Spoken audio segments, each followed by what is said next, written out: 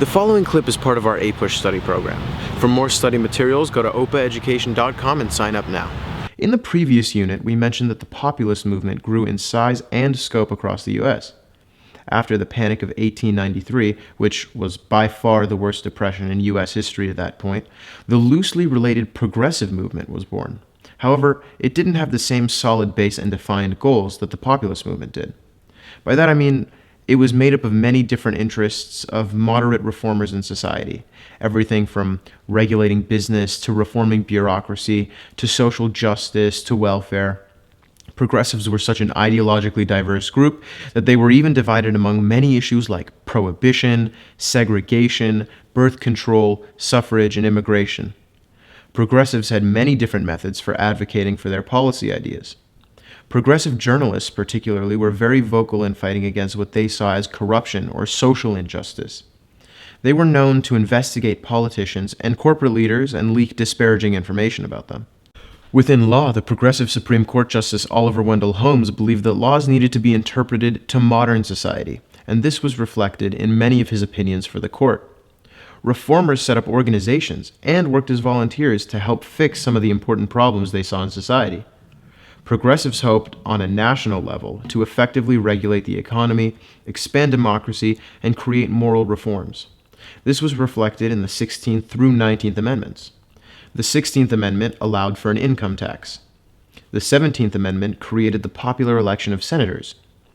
The 18th Amendment was the prohibition of intoxicating liquors. And the 19th Amendment gave women the vote. This was also reflected in the presidents from the early 20th century, people like Teddy Roosevelt, William Howard Taft, and Woodrow Wilson. As president from 1900 to 1908, Republican Teddy Roosevelt was very progressive, especially in his regulation of the economy and his conservationist policies. Teddy Roosevelt was big on presidential power to accomplish his square deal. Just a disclaimer, there are going to be a couple of deals in this unit. So the square deal was Teddy's domestic agenda, which basically centered around the conservation of parks and wildlife, controlling corporations, and helping consumers. He envisioned a balance between labor and corporations, which is why he was known for using force to help labor unions and break up trusts. He strengthened the ICC, the Interstate Commerce Commission, signing into law many bills that allowed the ICC to regulate railroad prices and break up large corporations. He was also a big proponent of the conservation movement, setting aside funds to protect national parks and wildlife across the U.S. Republican William Howard Taft was elected in 1908 and was basically an extension of Teddy, but Taft did more trust busting than Teddy did, which basically means he would go after trusts and corporations and break them up. In the 1912 election, Teddy Roosevelt decided to return to try and win the White House again, but Taft secured the Republican nomination. Teddy then started his own party, which split the Republican vote, giving Democrat Woodrow Wilson the presidency. Woodrow Wilson was peak 20th century progressivism. He reformed so much he made Roosevelt look like a wimp. He drastically lowered tariffs right away with the Underwood-Simmons tariff bill in 1913. Then he moved on to the domestic economy and financial regulation. He signed a bill into law that created the Federal Reserve System known as the Fed. It was made up of 12 regional banks and a central Federal Reserve Board in D.C.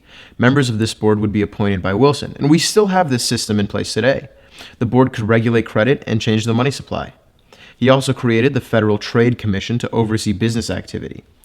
And lastly, he signed into law the Clayton Antitrust Act, which strengthened regulation against large trusts. As for his foreign policy beliefs, Wilson believed that words were more powerful than armies. He wanted to spread American beliefs, but he also wanted to find new markets for the U.S. economy. Oh, hi. Didn't see you there.